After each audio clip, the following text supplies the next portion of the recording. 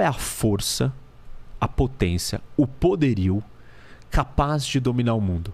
Aquele que surge da orientação da natureza marítima, da água, ou aquele que surge da orientação terrestre, continental? O que é surgir da orientação terrestre ou surgir da orientação marítima? Surgir da orientação terrestre. Você está localizado no meio de um continente de terra sem saída para o mar. Tá. Você tem relação com a água? Não. Não, você não tem. Ah, mas tem um lago. Bom, tá bom, mas é uma relação diferente, não tem saída. Você não está acessando a grande parte do planeta, do mundo, que é a água. Então, se você estiver aqui no Quirguistão, esquece. Na Ásia Central, você não tem saída para o mar. Você não tem relação com a água. Você jamais será uma potência marítima. Você é uma potência continental, terrestre. E isso vai ter efeitos gigantes na cultura e no tipo de sociedade que vai nascer. Acho que eu falei isso na outra vez também. Que você tem as montanhas e tal, e você tem uma sociedade mais conservadora quando não tem acesso ao mar. É diferente. Tem o Paraguai aqui que não tem saída para a Bolívia, são os países mais pobres da América do Sul, por um acaso. Relação. Exatamente, que são os da Ásia Central, que são os do centro da África. Você consegue escoar os seus produtos sem depender de outro país. Exato. Ou fica muito caro, né? Fica caro, você está distante. Aí você fala assim, mas por que eu tenho que escoar? Ele não pode ser autossuficiente? Não existe países autossuficientes numa economia globalizada. E o meio de transporte mais barato de todos é o marítimo. Exato. Por que você não manda por avião? Porque é muito caro. E aí a tecnologia. Talvez um dia, se a gente fizer meio de transporte aéreo super barato, muito barato, de cargas imensas, talvez ser um país sem saída para o mar não vai ser um problema que é hoje. Isso quer dizer que todos os países sem saída para o mar vão ser pobres ou vão ter problemas? Não, né? Acho que eu também já falei disso, que tem as exceções. E as exceções aqui na Europa, a Suíça, a Áustria, são países riquíssimos. Exato. Mas aí o que dita, já que você não tem saída para o mar, quem é o seu vizinho que te dá acesso ao mar. E quem são os vizinhos da Suíça? França, Itália, Alemanha. São os países mais desenvolvidos do mundo. Se você botar, talvez, Chad aqui, com esses vizinhos, ou você trazer a Alemanha aqui para o lugar da Líbia, o Sudão para o lugar da Itália e a Nigéria para o lugar da França, vai mudar. O Chad vai ser um outro país, ou vai ter outra riqueza, outro desenvolvimento. Bom, então, vamos lá. Você tem duas forças, a força terrestre e a força marítima. E aí o Mackinder, que é um desses grandes pensadores, um inglês, ele foi lá e falou assim, ele prestou atenção e falou, olha, o que fez a Inglaterra ser a grande potência, né, o Império Britânico, é que os ingleses controlavam os oceanos do mundo e com o controle dos oceanos eles conseguiram chegar em outros lugares. Porque esse é um ponto interessante. Não existem muitos jeitos de você chegar em todos os lugares do mundo. Por terra não é. Não dá. Se você estiver aqui, você não chega em todos os lugares do mundo por terra. Se você estiver aqui, você não chega em todos os lugares do mundo por terra. Por onde que você consegue chegar em todos os lugares do mundo? A gente diz que existem 4 pontes. Tá. Água, que é o principal. O segundo é o aéreo, voando. O outro é o espacial, fora da Terra, espaço sideral, que é uma extensão do aéreo, vai. Entendi. E o outro é o cibernético. Só que o cibernético você não manda pessoas, nem coisas. Dados, né? Você manda dados, informações e conversa e vídeo, a gente falando e ligação, etc. A gente chama isso de Global Commons. São os 4 meios de acesso e conexão do planeta inteiro. É do planeta inteiro? Tudo? Não, não é tudo, porque se estiver na Bolívia, o marítimo não vai chegar lá, então vai ser um problema. Você vai ter esse problema. Bom, e aí o que acontece? A pergunta que o Mackinder estava tentando responder é: qual das potências vai dominar o mundo? A força. Quando que ele estava fazendo essa 1902, 1903, ele começou Quem estava dominando naquela época? O Império Britânico era a grande força. Portugal e Espanha ainda não. Já tinham sido, mas já tinha passado a época deles. Começou por eles, começou com as navegações e tal. E aí a Inglaterra era o grande motor. Isso, só que aí ele vira e fala o seguinte: olha, a potência marítima que Portugal e Espanha tinham sido e que os ingleses eram, não é mais a força que vai dominar o mundo. Ele já viu isso naquela época? Ele já estava...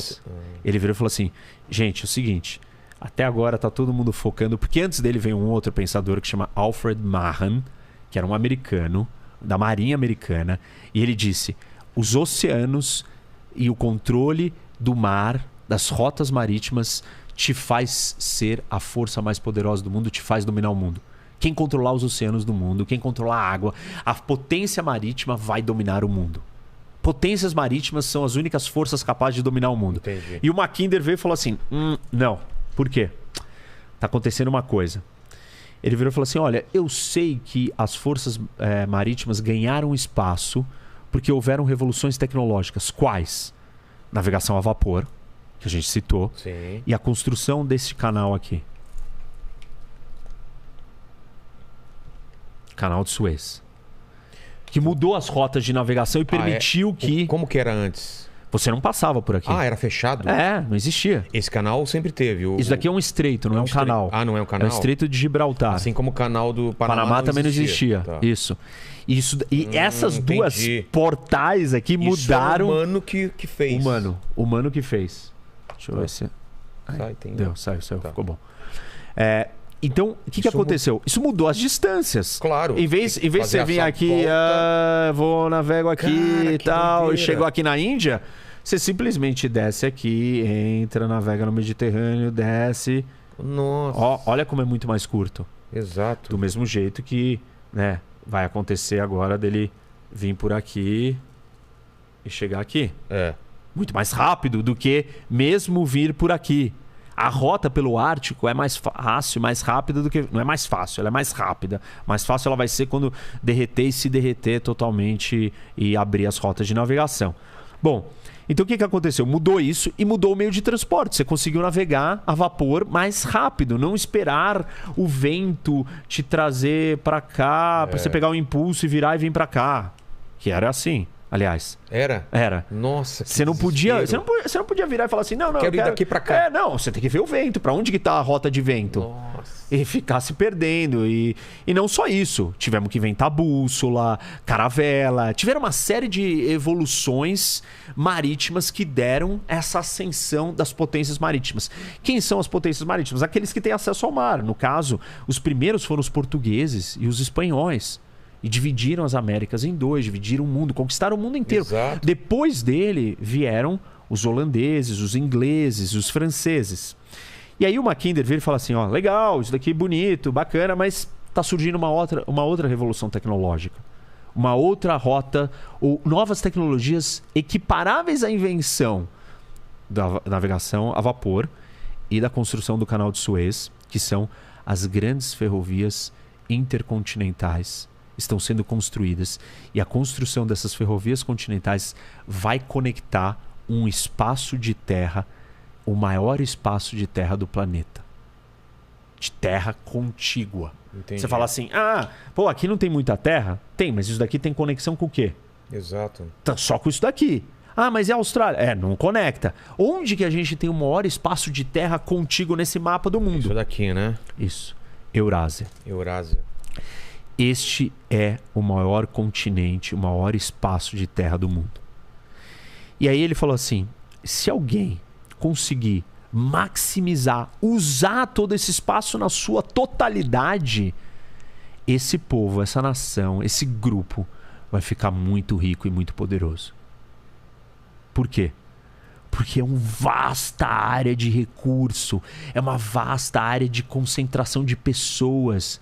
Mas até o momento não era possível você unificar tudo isso. Por quê? Você não conseguia nem chegar daqui até aqui. Por quê? Porque você não tinha os meios, você ia cavalo. Tá, antes. Era muito longe, era muito distante. Quando o cara chegava aqui, já não dava mais. Eu até acho incrível quando você vê os conquistadores, o quanto eles avançavam nesse espaço absurdo de terra, né? Claro que demoravam anos e anos. Mas eles não avançavam na velocidade que essa potência marítima avançava e estava colonizando o mundo. Exato. Entendeu?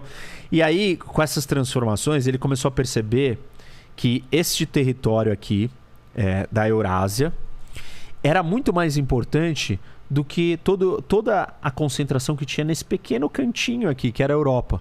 Falou: o mundo não é da Europa.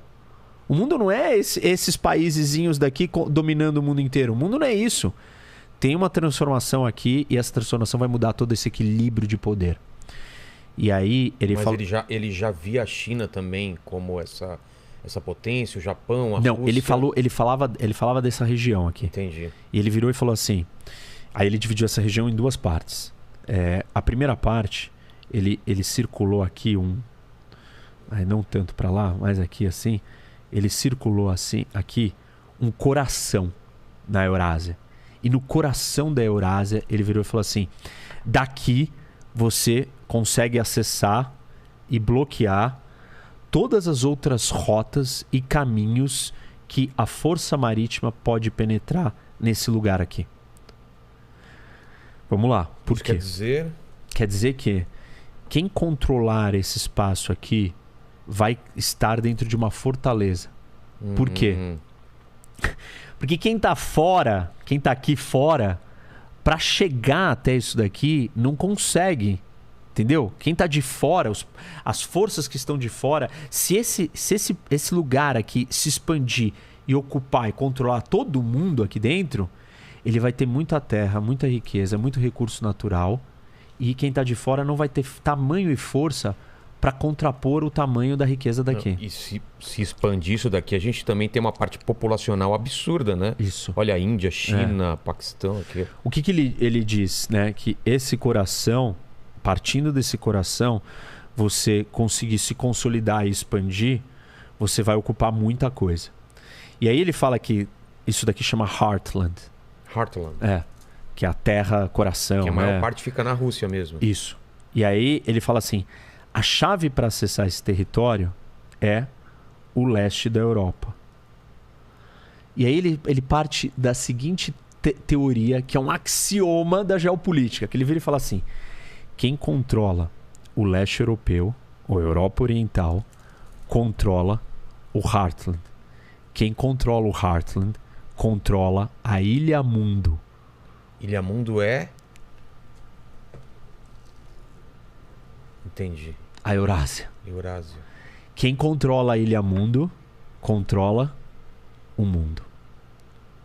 Você percebe que ele partiu de um espaço geográfico e desse espaço geográfico ele virou e deu um mapa da estratégia do jogo de dominação do mundo. Mas ele viu isso daqui meramente como o centro geográfico, ou ele viu riqueza, viu quem tá lá? Riqueza, quem tá lá, tudo, o tamanho, o espaço. Por quê? Ele observou algumas condições aqui. A primeira, essa terra é plana. Não tem muita montanha? Não. É um terreno aberto.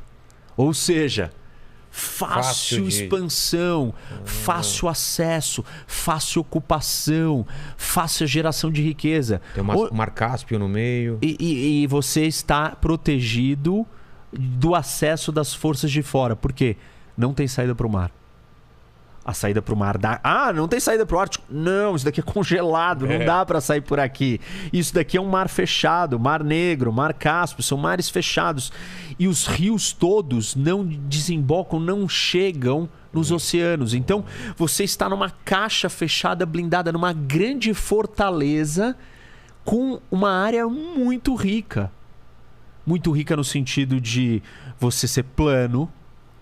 Os lugares planos são mais fáceis para você construir, mais fáceis para se desenvolver, mais fácil para você ganhar economia de escala. Tenta construir uma casa num terreno assim. Exato. Tenta construir uma casa num plano. Dá, você vai gastar 10 vezes mais. Tenta construir uma ferrovia no meio de uma montanha. Exato. Entendeu? Então, isso daqui era muito especial. Ele olhou e falou assim, olha gente, vocês não estão prestando atenção.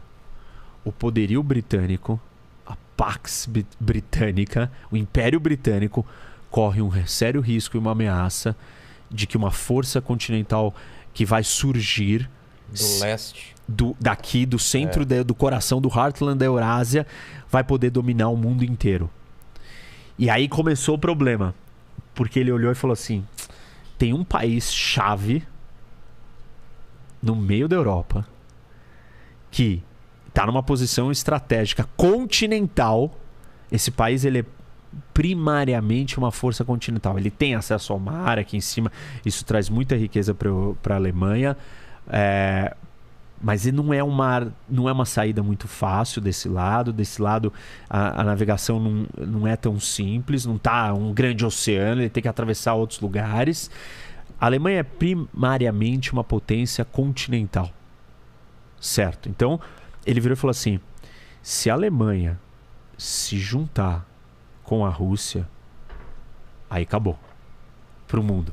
Porque você vai pegar a força da ponta da Europa, né, do centro da Europa, que se projeta, consegue projetar poder para o resto da Europa, ir para cá, para o leste europeu, e se juntar com outro que tem todo o acesso dos steppes, do steppe da Eurásia, que é esse campo plano e reto e de fácil acesso. E ele viu nisso um grande temor. E falou: nós temos que se preparar para isso, porque isso não pode acontecer. E aí nós temos Primeira Guerra Mundial, Segunda Guerra Mundial, Guerra Fria. E todos esses momentos da história daí em diante é um confronto entre as potências continentais e as potências marítimas.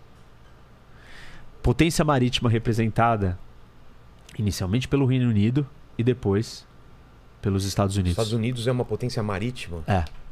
Por quê? É um país continental, de tamanho continental. Mas o que é a América do Norte? Aliás, o que são as Américas? De acordo com a definição do Mackinder, ele chama isso daqui de crescente externo. Ele vira e fala assim: aqui tem o Heartland. Vamos apagar um pouco. Tá. A gente já nem apagou, dançamos, acho. Secou? Secou. Tem que jogar uma água aqui. O Heartland Pode deixar aqui. É boa. Acho que vai. Gel, será que sai ou é melhor água? Deixa aqui. Álcool gel sai. Tá saindo. Mas tira o Covid também aqui, ó. Boa. Álcool gel sai mais fácil, viu? Rapaz, ó. Então vamos no álcool gel. Como que tá o chat aí, Helene? O pessoal tá entendendo? O pessoal tá aqui. Tá nas dúvidas aí? Curiosos. Se eu entendo, eu imagino que o pessoal do chat entende. Bom, mas vocês têm que me dizer se vocês estão entendendo, senão eu volto. O pessoal tá falando alguma dúvida até aí? Por enquanto, eles estão entendendo tudo, assim. Eles estão apreensivos para o desfecho. Sim, sim. A gente tá preparando o terreno. Estão querendo... tem que entender, senão não vai entender, não vai dar para explicar o que vai acontecer. Tá. Bom... então aqui está o Heartland. Aí ele vira e fala assim: tem o crescente interno. O que é o crescente interno? Ele fala que é essa parte da Europa Ocidental, pedaços aqui do Oriente Médio, Índia e China. É um arco de fora. Esse é o arco... De fora não, né? Ele chama de arco interno. Tá. O inner... crescente, né? O crescente interno. E aí tem o crescente externo. Quem é o crescente externo? Ele fala que é uma parte insular. São ilhas externas. Ilha Continente 1. Aqui, Austrália. E a outra são as Américas. Fala, isso daqui é uma grande ilha solta. E repara, isso daqui tá solto. O que é o mundo? O mundo é aqui, ó. E isso daqui é uma ilha, aquela é outra ilha, essa é outra ilha. Nós temos 3 outras grandes gigas ilhas continentais. Faz sentido isso que fala? Pensa, isso daqui não está conectado nem com isso e nem com nada daqui. Isso daqui está isolado, isso daqui está isolado, isso daqui também está isolado. Total, então, o que você tem? Você tem aqui. E a África também está isolada, porque tem uma separação, tal, porque tem um deserto do Saara, depois tem uma grande floresta tropical, não é um terreno transponível. É bastante difícil, problemático. Então, primeiro tem deserto, depois tem floresta tropical, tem mar aqui separando, tem o Mediterrâneo em cima. Tem uma passagem pelo Egito, mas é muito deserto também. Então, não estão conectados. É diferente disso daqui. Isso daqui está inteiro conectado. Tem barreira natural? Tem, por isso que ele faz a separação. Que ele fala que tem o crescente de fora, que é China, Índia, Oriente Médio, Europa. Entendi. Então ele tá. Aí ele fala que esse Heartland está protegido por esses mares e sem os rios, então está blindado. E aí, as disputas históricas foram entre as potências marítimas, e aí os Estados Unidos representando o oceano, né, representando a força dos mares, tendo que chegar aqui. Se você é uma força marítima e você tem que entrar num território desse tamanho, como que você vai fazer isso? Anfibiamente. Uma invasão anfíbia. Você chega pelo mar e daí... E desce na praia. Nossa. Imagina esse desembarque. Isso não é um negócio, assim, Normandia, né? A gente lembra a Segunda Guerra, o D, o filme O Resgate do Soldado Ryan, quem não assistiu, assiste. Que é exatamente sobre essa operação. Que é o trabalho do pessoal posicionado em terra, esperando alguém... Difícil, é muito mais fácil você estar ali parado, esperando, tá saindo d'água, vou te atirar. Você não vai conseguir desembarcar.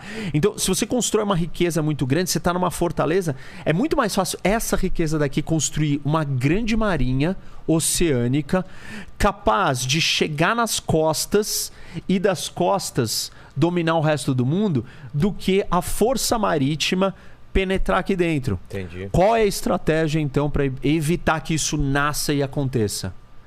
Este território não pode ser dominado por uma única força política. Tem que fragmentar. Isso.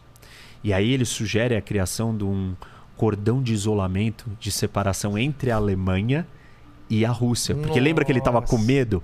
Qual é o cordão de isolamento? A criação de países como os Bálticos, né? Estônia, Letônia, Lituânia, República Tcheca, que era a Tchecoslováquia, Polônia, todos esses países serviam para separar e fragmentar o leste europeu, que é o ponto de acesso de se conectar toda essa coisa aqui e se consolidar. Porque aqui embaixo você tem a maior cadeia de montanhas do mundo, que você até perguntou para ele, que são os Himalaias. Então, aqui você tem um paredão intransponível. A Índia tá fora, por isso que se chama subcontinente, é um negócio para baixo, separado. A Índia não conversa com isso daqui. Ela é uma grande península, um pedaço do continente vindo para fora, isolado do resto daqui. E aqui é um monte de montanha, Afeganistão também, você não passa. E aqui, com a fronteira com a China, a mesma coisa, tem uma grande parte que você não consegue passar. Aqui nesse lado já é mais fácil o acesso, depois da Mongólia e tal. Então, aí o que o Mackinder faz? Ele olha para tudo isso e fala, não podemos deixar que a Rússia, que é o país que já está localizado estrategicamente nesse lugar, isso vai marcar a identidade dos russos. Você está aqui. É diferente se você tá aqui e você nascer aqui. E é diferente você nascer aqui e nascer no meio da floresta amazônica. Ou no meio do deserto do Saara. Cada um desses lugares vai construir uma cultura e uma identidade. Uma característica, por exemplo, se você nasceu nesse território gigantesco, de espaços livres e abertos, você é mega vulnerável. Como assim? Acabei de falar que você transita aqui facilmente, né? Você não tem povo em tudo quanto é canto aí. Você não tem povo. O povo de outro lugar pode vir aqui te atacar facinho. E aí a primeira povo que vem são os mongóis.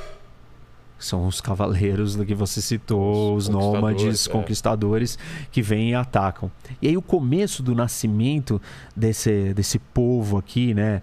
Dos russos, né? Moscou, tá aqui concentrado nesse territóriozinho pequenininho. E aqui eles eram muito vulneráveis e foram destruídos. Tá mais ou menos por aí. Mais pro lado aqui da Europa, tá muito perto da Bielorrússia, tá por aqui assim. Então essa primeira rota de invasão deixa eles muito vulneráveis. A segunda rota de invasão é o norte da a planície do norte europeu, que é um espaço que ele vem desde aqui. Aqui é uma planície, forma um grande corredor de passagem. Sai da França, Bélgica, Holanda, Alemanha, Polônia. Vão estar aqui mais para baixo. Isso, né? Que são as montanhas dos Cárpatos. Que é uma cadeia de montanhas que ela vem aqui fazendo uma curva na Romênia e tal. E ela faz um pouco assim. Então, e você tem essa segunda rota de invasão. Isso faz dos russos ficarem numa posição muito vulnerável. Exato. E para eles conseguirem existir e sobreviver, aí eu voltei lá atrás na história. Tô falando no começo da criação da nação russa. Ele precisa se proteger. E a primeira coisa que ele faz é resolver o problema da primeira rota. Como que ele resolve esse problema? Expande. Então deixa eu expandir para cá. E deixa ocupar. Ele vai ocupando. Vai ocupando. Vai ocupando, vai expandindo. E ele vai conquistando. E aí ele expande para cá e para cá. Por que para cá? Se der tudo errado, a gente perder esse território, perder Moscou, que era o Principado de Moscov, que era o nascimento, o primeiro ponto ali. Talvez não o primeiro, né? Depois eu vou falar de Kiev e aí a gente volta um pouco. Mas você sobe para cá e o que vai acontecer? aqui é no Ártico. Aí você tem um pouco de recuo, um ponto de recuo. Se der tudo errado, você se reorganiza aqui. Não é uma saída, mas você se reorganiza e volta para recuperar o território. Mas você não está seguro tendo feito isso. Aí você precisa expandir para proteger esse lado. E aí ele começa a expandir para cá e controla aqui, vai chegando e descendo aqui também. E aí é a tal da ideia da ancoragem, que a gente estava conversando antes, você me perguntou. Não tem barreira natural aqui ainda nesses lugares. Sem barreira natural não tem como se ancorar. Vamos apagar antes que a gente... Ancorar o que é? Ancorar é você ancorar numa barreira natural. E aí, o que você precisa fazer? Imagina que aqui na montanha dos Cáucasos, aqui no Cáucaso, onde é o Cáucaso? Essa região aqui, que conecta o Mar Cáspio ao Mar Negro. Tem 3 países aqui, Geórgia, Azerbaijão e Armênia. Esses 3 países foram controlados pelos soviéticos. O outro menor? Não, acho que a gente vai aqui depois. Quando eu for na Europa, eu mudo para aquele um outro mais de perto. E aí a Rússia ancora aqui. Como que ancora? Conquista até chegar no pé da montanha. Aí você tem uma montanha. Aí você tá ancorado. Ninguém vai conseguir passar aquela barreira natural. Entendi. Aí você tá mais seguro, aí você fica tranquilo. E aí eles fazem isso aqui. Que se os inimigos dominam aqui... Antes tá dentro, já tá dentro. Tá dentro. Território livre, livre acesso. O mar também é uma ancoragem? O Mar Negro também é uma ancoragem? É uma ancoragem que tá protegendo ele de quem? Dos turcos. Da Turquia. Que era o Império Otomano, inimigo problemático. E, aliás, a briga dos turcos pela Crimeia, que é essa península aqui, que está no centro da discussão da Ucrânia, tá vendo? Ó, tá do lado, antiga. Nos 1800, a gente tem a Guerra da Crimeia e já é por causa desse território. Então, eles ancoram aqui. Eles ocupam tanto território aqui que eles criam o conceito de tampão. Em inglês, buffer. O que é o tampão? Eu queria um espaço entre eu e você que se você quiser me socar aqui, você não alcança. Por quê? Você não chega em mim, porque tem uma distância. Muito próximo? Não, porque tem uma distância. Eu queria de distância, não de proximidade. Uma divisão entre eu e você. Se você quiser chegar em mim, você vai ter que primeiro atravessar tudo isso daqui. Então, mas a gente não tá falando de ancoragem, de montanha nem de rio. Como que... Aqui não tinha ancoragem. Então era distância. Aqui nesse lado era só ter mais terra para ter distância, para ter área de recuo. Entendi. E área de estados tampões, de territórios tampões. Entendi. Que te dão espaço para você navegar e ficar protegido. Então tudo bem, aí os russos têm isso. Aí tem o problema aqui da Europa, da planície do norte europeu, que é a segunda rota de invasão. Quem que veio por aqui? Cavaleiros teutônicos, Napoleão, Hitler, todo mundo veio por aqui atacar eles. E eles também têm medo disso. Então, aí eles avançam aqui. E vão avançando. Até a Polônia. Até a Polônia. Na verdade, o ápice desse avanço até a metade da Alemanha. É verdade, com a Alemanha Oriental. Isso. E aí ele tá muito seguro. Porque aí ele tá ancorado aqui no ponto mais estreito que esse corredor pode ter. Exato. Com muito território para trás. E conquistou todos esses daqui, ó. A fronteira veio até aqui. Porque todos os países da Ásia Central, Uzbequistão, Turcomenistão, Tajiquistão, Quirguistão, Cazaquistão, fazem parte da União Soviética. Quem mais que faz parte? Todos esses daqui. Romênia, Ucrânia, Moldávia, Bielorrússia, Lituânia, Letônia, Estônia, Polônia. Como que ele conseguiu fazer isso? Poderio militar era absurdo? Ou não? Era, poderio militar absurdo. Você teve uma guerra mundial, colapsou, todo mundo em retirada. Eles aproveitaram isso? Quem é que está posicionado aqui? A força continental. Porque isso daqui é uma disputa de continente, de terra. O outro estava aqui. Ele tinha que trazer gente no navio para ficar aqui, para chegar aqui, sair, desembarcar. Tipo, não é a casa dele. A Inglaterra também tá fora. É uma ilha. Você percebe, então, que todo aquele jogo entre a força continental e a força marítima tá desenrolando, ele tá acontecendo no mundo. Nós estamos vendo isso acontecer. Isso é um grande xadrez gigante, na mais alta esfera de poder do mundo. Mas você não tem, nesse momento, uma força terrestre tão grande que nem a Rússia, ou a União Soviética na época. Porque a gente se lembra sempre dos Estados Unidos versus União. Mas não tem alguém com esse poderio terrestre tão grande. Não, por isso que foi o momento mais perigoso do mundo. Porque ele tava quase prestes a satisfazer a profecia do Mackinder. Que era o quê? Lembra?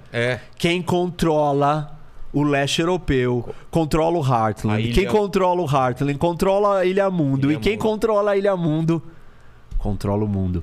Ele chegou quase... Chegou aqui em Cuba. Então, mas ele chegou quase no controle da Ilha Mundo. Quase no controle da Ilha Mundo. E aí, então, o mundo estava em pânico. Como que os Estados Unidos contiveram esse avanço? Exato. Como? E aí a estratégia era a seguinte: vamos fazer um cordão de isolamento para não deixar ele chegar no mar. Ele não pode sair dessa caixa, dessa fortaleza. Se ele sair dessa caixa, ele tem riqueza e aqui território. Já tinha conseguido. O que acontece? Ele estava controlando aqui, Bálticos. Para ele sair dos Bálticos, ele tem que navegar o Mar Báltico e cruzar esse estreito aqui. Que países que tem nesse estreito? Dinamarca, Noruega e Suécia. Noruega. Suécia estava fora. Tá. Mas o que Dinamarca e Noruega fazem parte? Foi criada uma aliança. A OTAN já? OTAN. Aliança do Tratado do Atlântico Norte. Uma aliança militar que tinha um objetivo: manter os russos fora do controle Esse era o principal da objetivo. Ilha Mundo. Caramba. Ponto. Nós não podemos deixar ele acessar o território marítimo. Ele não pode chegar nos mares. Acabou se ele chegar.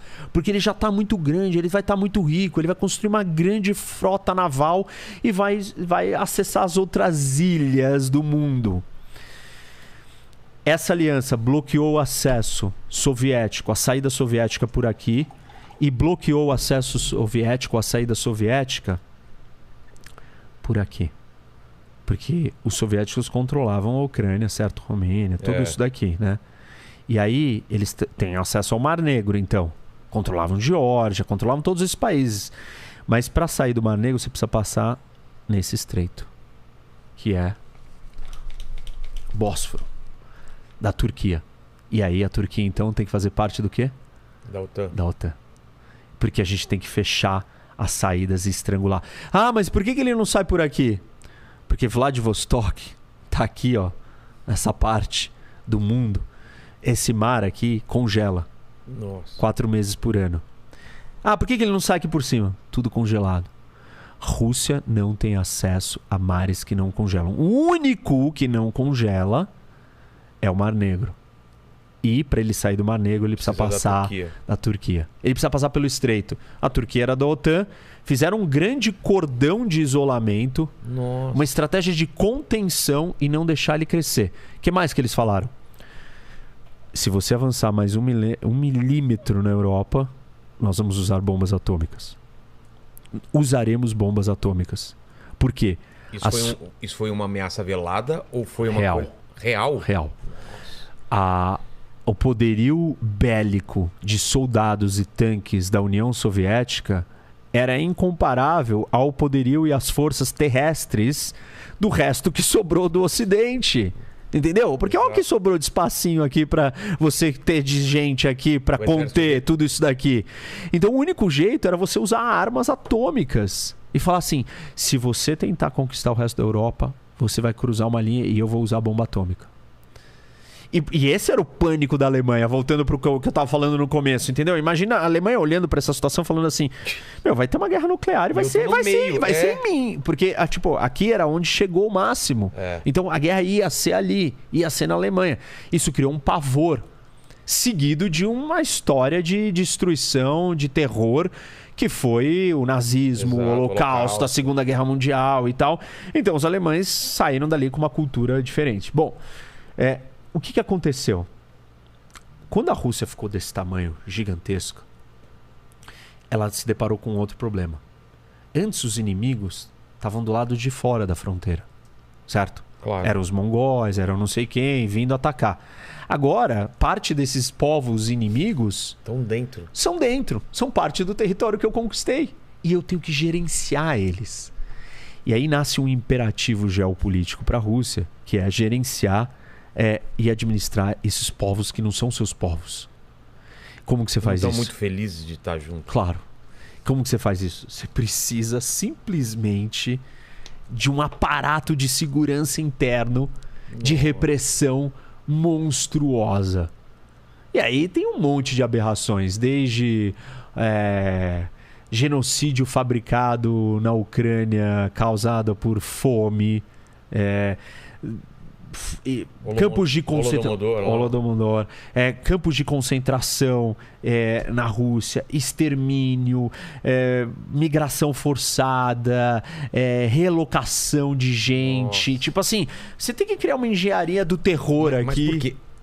Esses territórios anexados, eles tinham alguma coisa relacionada à Rússia? Alguma coisa que ligava eles? Não. Ligavam eles à Rússia? Eles eram outros povos diferentes, que em vários momentos da história chegaram a conquistar territórios na Rússia. Então você teve Império Polonês, você teve força ucraniana, você teve alemão, prussiano, você teve os franceses, você teve os turcos, você teve os mongóis, você teve um monte de povos aqui que brigaram, viveram, se mataram. De repente eu faço parte de uma União Soviética que eu não quero estar. Isso, de um Império Soviético que em momentos cresceu, né? Primeiro o Império Russo e depois virou o Império Soviético. Por que eu tô falando do Império Soviético? Porque foi o ápice do tamanho desse negócio. Foi o máximo onde eles conseguiram chegar. Nesse momento, não dava para os russos se sentirem mais seguros. Lembra do problema das rotas? Ele tá seguro. Aqui ele tá seguro. Mas o problema vem de dentro agora. Começa a implodir. Porque todo mundo aqui quer se separar. Todo mundo não quer ser subjugado. Todo mundo não quer produzir, plantar e alimentar o russo. Porque o que o russo vai fazer? A história da família da escassez. Eu vou dar comida para quem? Primeiro para os meus. Primeiro para os meus. Quem são os meus? São os russos verdadeiros. Então, se sobrar... Vamos pegar a comida da Ucrânia e vamos mandar para Moscou. Ah, mas a Ucrânia tá passando fome? Ah, não importa. Caramba. E assim, e aí começa toda a loucura. Esse negócio se torna tão insustentável porque ele é tão gigantesco, mas tão gigantesco, que na analogia de um dos pensadores das relações internacionais a baleia venceu o urso. Quem é a baleia? Estados Unidos? Isso. Que é uma potência o quê? Marítima. Por isso a baleia. E o urso, a potência terrestre. Então, mas o que os Estados Unidos fez além de esperar e torcer por essa implosão interna? Ele criou... fomentou isso também? Ele ajudou Claro. Esses caras aí, fala, se vocês saírem, a gente te ajuda. Ele tentou ajudar tudo que ele podia, só que existe uma cortina de ferro aqui que não permite a comunicação, não permite a penetração. Tentavam constantemente alimentar a resistência, ajudar, armar, transmitir rádio com valores, com ideias democráticas de libertação, de protesto, de não sei o quê. Mas basicamente foi o capitalismo que derrubou essa cortina ou não? Foi basicamente, o modelo econômico disso daqui não se sustentava. Exato, né? Ponto. E aí, olha que interessante. Você tinha um problema, né? Que era... a Europa já tinha se matado 1 milhão de vezes aqui, passando 1000 anos ou mais se matando, e não parava. Os americanos precisavam arrumar um jeito da Europa parar de se matar. Para resolver esse problema, eles tinham que juntar 2 rivais tremendos, Alemanha e França, numa aliança. Qual era o projeto que poderia criar essa aliança? União Europeia. Vamos trancar esses dois juntos numa aliança econômica que vai virar um grande projeto de unificação do continente europeu como um todo. Esse projeto nasce para segurar os ânimos da Alemanha, manter a Alemanha quieta. Outra parte do projeto era: temos que manter os russos fora. Esse projeto para manter os russos fora, OTAN. OTAN tinha a função de manter os russos fora da Europa, encolhidos. A União Europeia tinha o projeto de fazer eles serem fortes, unidos e não brigarem entre eles. E você precisava manter uma outra força aqui dentro para sustentar tudo isso, que os Estados Unidos precisam estar aqui. Então, premissas do fim da Segunda Guerra Mundial: Rússia fora, soviéticos fora, Europa unida, Estados Unidos dentro. Que fez parte dos aliados. E de repente eles... Isso, mas aqui é pós, né? Pós-Segunda Guerra Mundial. Mesmo sendo aliados, todo mundo falou, esses caras... Não, depois que eles viram a vantagem, primeiro porque eles tiveram um acordo com Hitler, eles já começaram a ocupar metade da Polônia de um lado, a Alemanha foi do outro. Saíram Os nazistas chegaram a entrar, os russos também. E uma metade já estava com ele. A mesma coisa acontecendo na Ucrânia, entendeu? Para onde que a Alemanha podia expandir? Mas só voltando um pouquinho. Tá. Você tem a OTAN e a Rússia tem algum tipo de coisa para medir forças com a OTAN? Ou era só a União Soviética? Boa pergunta. O Pacto de Varsóvia. O que era esse pacto? Que era uma aliança militar que o objetivo era contrapor a OTAN.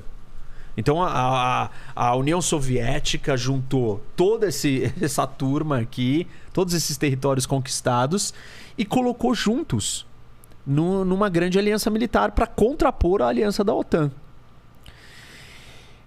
O que acontece? Você precisa manter a Alemanha calma, a Rússia fora, ou os soviéticos fora, e os americanos dentro. Você faz isso de 3 maneiras.